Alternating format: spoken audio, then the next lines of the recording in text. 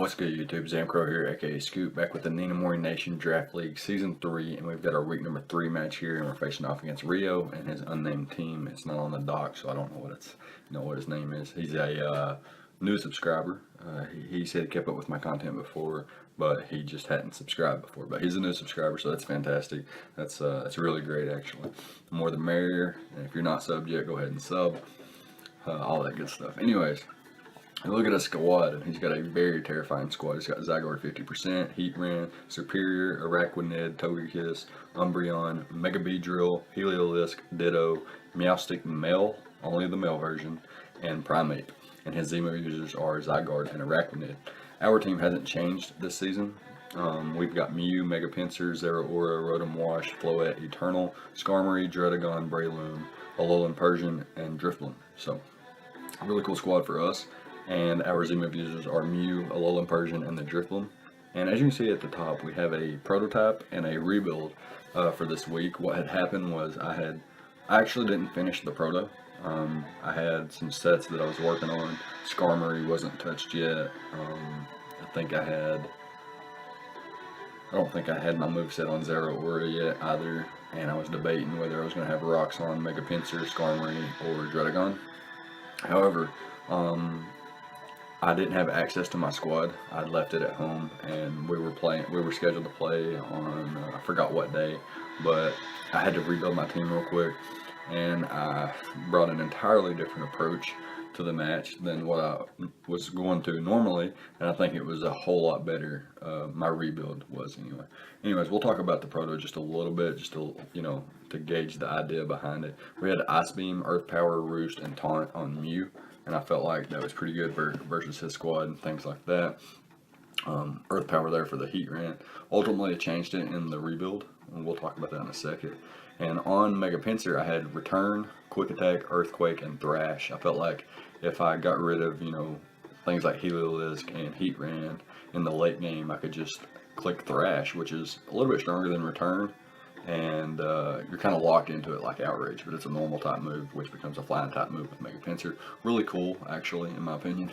And next up we have Zeraora, which is a Life Orb variant with Plasma Fist, Close Combat, Hidden Power Ice, and Workup. Hidden Power Ice for the Zygarde, and Close Combat for the Heatran, to just try to bop that as hard as possible, as quick as possible. Plasma Fist into Close Combat should knock it out.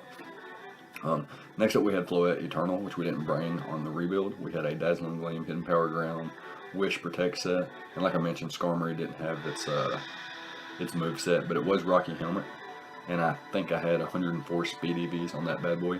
Don't really remember what that's for. And like I mentioned, the Rocky Helmet on that, and also on Dredagon with Stealth Rocks, Dragon Tail, Thunder Punch, and the Glare. So that was the original prototype build. Obviously it was changed a little bit, not too much, but just a little bit. Swapped out Rotom Wash for Floette Eternal, and now we'll talk about the rebuild here. So in the rebuild, we brought a Mew, and instead of having Earth Power, we put Protect on there. I think that was the only thing that I disagree with in my rebuild. Other than that, everything's fine. This thing was max defense, close to max HP, and a little bit of SPDF investment to take on Zygarde as best as I could. I didn't really have a solid check to it. Floette Eternal's defenses aren't good enough to kind of check it. After a Dragon Dance, Tectonic Rage would blow me away. So I felt like Mew with Ice Beam there was my best check to Zygarde. Next up, we've got Mega Pinsir with, instead of Thrash, we brought Substitute so that we could sub up on like a Mega Beedrill switch out, or a Serp switch out, or a Araquanid switch out, Primeape switch out, anything like that. We could sub up, and then we could really run through my opponent's squad behind the sub. He doesn't really have anything outside of Heliolisk and Mega Beedrill, and I guess if Serp has like Hidden Power Rock or something like that, doesn't have really anything that can threaten me immediately. A lot of his passive things like Umbreon and I guess Meowstic and Primeape blocking itself into close combat or something like that would give me a real opportunity to set up a sub and start demolishing his team. I was able to run an Adamant Nature and didn't really even need much attack investment to 2-hit KO everything that is possibly 2-hit KO on his squad. Next up we have Zeraora, and again we're changed the set entirely. We went from a workup 3 attacks variant to a substitute Plasma Fist, Hidden Power Ice, and Deaver variant. Still had an Adamant Nature and same speed EVs and same bulk and things like that. But just a little bit different. I think it was still a Life Orb variant too. So actually it was Magnet, because Hidden Power Ice was always a 2-hit KO on Zygarde unless it was like, you know, max HP, max speed. But an offensive or a non-bulky Zygarde is always 2-hit KO'd by Hidden Power Ice. And then next up we have a Rindo Berry Rotom Wash, and we've got Volt Switch, Thunderbolt, Hidden Power Ice, and Defog. So I felt like Heatran was a big problem for my squad. Being able to murk my Mew with my Mew change, you know, throwing Protect on there instead of Earth Power, I felt like I needed more ways to respond to Heatran, and I've got a mixed defensive Rotom Wash with quite a bit of speed investment, and I've got a Dredagon, which is more heavily Spadef invested to kind of take on Heatran best possible. So Skarmory is a Leftovers variant instead of Rocky Helmet. I felt like Leftovers was a little bit better because I have Rocky Helmet on Dredagon and Rough Skin, so I didn't feel like I needed, you know, all that for Beedrill. Didn't need all those Rocky Helmets. A little bit of passive recovery was actually really nice for me. And we've got Taunt, so that we can taunt Araquanid. It can't get webs up versus us. Potentially taunt a slow Umbreon. Same thing for Meowstic. All that good stuff. Brave Bird move of choice. I can't really hit Heatran at all, so I felt like Brave Bird was my best move to just, you know, have that as coverage. And then I had Toxic and Roost to kind of stall out things like Zygarde, Araquanid, Togekiss, Umbreon, so on and so forth. So that's really nice. And if he was to copy my Skarmory, or, you know, with Ditto, or copy some of my other mons, then I always have Taunt. I didn't pack any coverage on my Mega Pinsir to hit Skarmory. So if he was to go into his his Ditto on my Mega Pinsir, become Mega Pinsir, it's not a setup variant or anything like that, and I can always check, you know, Ditto Pinsir with my Skarmory and things like that. So that's the idea behind that. And last but not least, we have Dredagon with the Rocky Helmet, Rough Skin, Adamant Nature with, we needed Adamant to be able to always 2-hit KO any kind of Heatran with Earthquake, except maybe like like max defense, max HP Shuka Berry.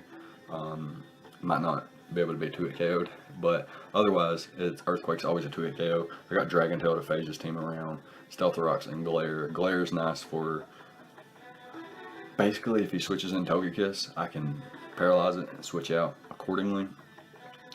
Same thing for Mega Beedrill. If he thinks he can knock me out and he doesn't get the roll in his favor or something like that, I could paralyze it and really put things like the rest of my squad in a solid position to outpace that. And Glare is just really good all around. I'm not fishing for pairs, I'm fishing for speed control. So I just wanted to make that clear. But yeah, that's going to be the prep, and we can go ahead and hop into the battle now. Alright, so here we go with the replay. My opponent chooses to bring the Zygarde 50%, Mega Beedrill, Heatran, Umbreon, Heliolisk, and the Araquanid. So I see it's a little bit weak to fighting. Luckily I don't have a fighting type powerhouse on my squad. But yeah, this is the team he decides to bring, and I see immediately that he has only one potential Stealth Rocker in his Heatran, and that he only has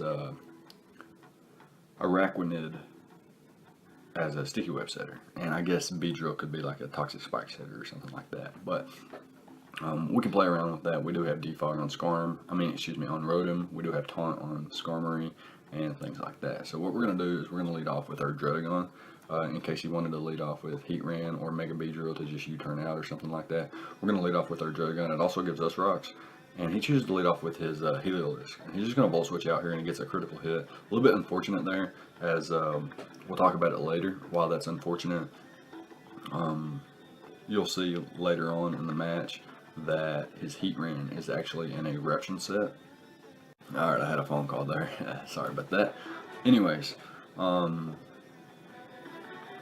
he got a critical hit on his Volt Switch out, and what that means now is that he reveals later in the match that he's an offensive Heatran with Eruption, has Eruption, and we'll talk about that a little bit later on. But that critical hit puts me in range of 2 Eruptions, which is unfortunate. So like if I switch in on Heatran and it clicks Eruption, I'm going to lose close to 35, anywhere between like 35 and 40%. And that will be a guaranteed 2-hit KO on me now. So now I have to play a little bit differently. And he brings in his Araquanid, and here I'm going to immediately go for the Glare. because I know he's going to set up his webs, and what I can do is go into my Rotom Wash and click defog on the following turn. But he actually reveals the Hydro Vortex. I'm assuming that was like Z Liquidation, and he goes for the Toxic on the following turn, and I'm going to start throwing off a Thunderbolt here.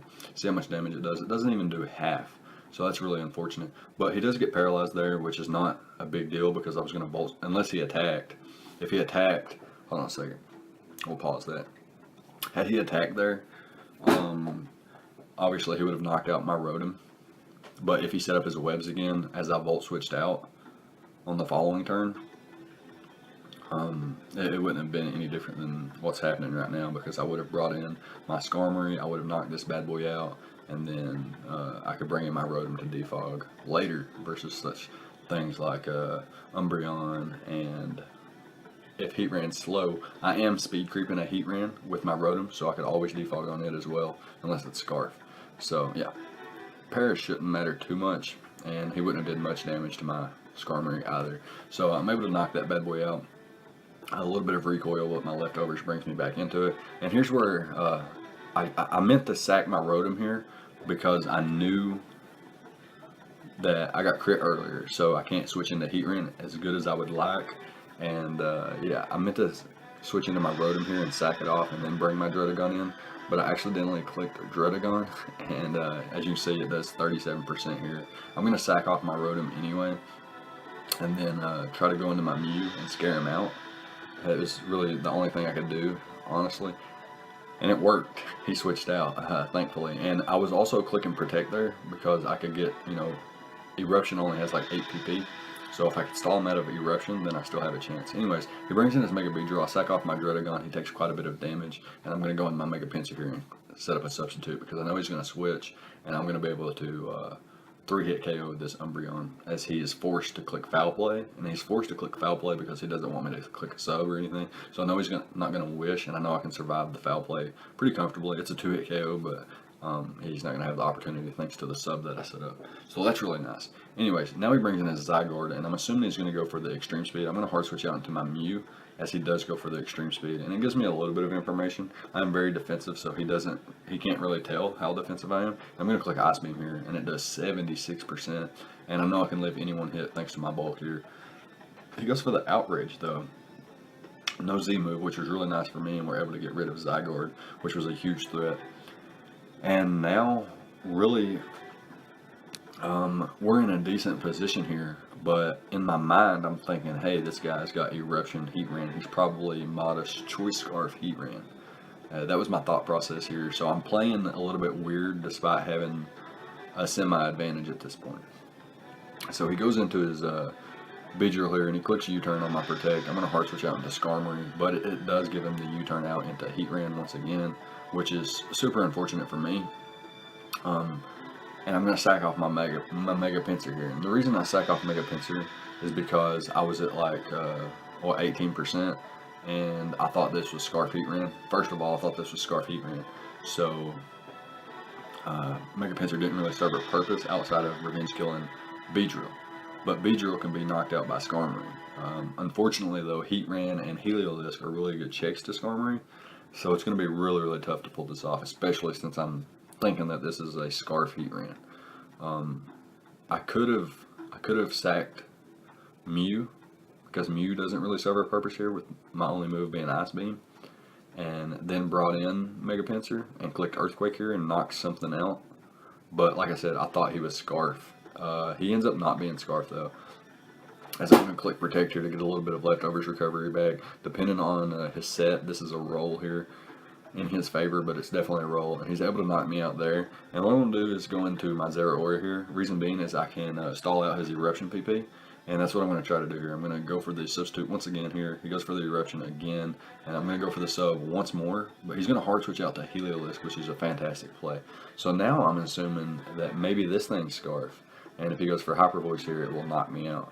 So what I'm going to do is hard switch out into my Skarmory, and my opponent goes for the Hyper Voice. So really good play by him. And now predicting the Electric type move, I'm going to go into my Zeraora, and he goes for the Hyper Voice again. So my opponent got me here in the late game really, really good. It's very unfortunate for me, but yeah, good plays by him. Like, he didn't play bad or anything like that. He played super well, and now I believe Heatran's going to clean this game up for him. I don't know why he stayed in with Beedrill here. Kind of loses some differential, but it's not too big of an issue. He can bring in Heatran, or he can bring in the Heliolisk to revenge kill me at this point. And that's going to be a good game. So good game to Ryotoshi and his unnamed team per the doc. If you have a team name, man, drop that in the comment section. I know you'll be watching this video, so go ahead and drop that in the comment section and let me know what your team name is. Anyways, that's going to be a good game. Let me know what you guys thought about the preps and the plays on both sides of the field. Did I have a reason to think this was Scarf Heatran? I feel like I really did. I feel like it was a good revenge kill to things like Mega Pinsir, even Zeraora. I'm not sure if it even outspeeds a max speed Zeraora, but I had no reason to go max speed because I still underspeed Mega Beedrill, and his next fastest mon was like Heliolisk or something like that. Anyways, that's going to be a good game, like I mentioned. Unfortunately, we're in week 3 and we're on a 2-game losing streak. Hopefully we can bounce back in week 4, but we have a very tough opponent in A1 Gallade. So yeah, let me know what you guys think. Hear that thunder? That's my cue to get out of here. So yeah, leave a like, comment, and subscribe, all the good stuff, and I'll see you guys next time. Thank you for watching.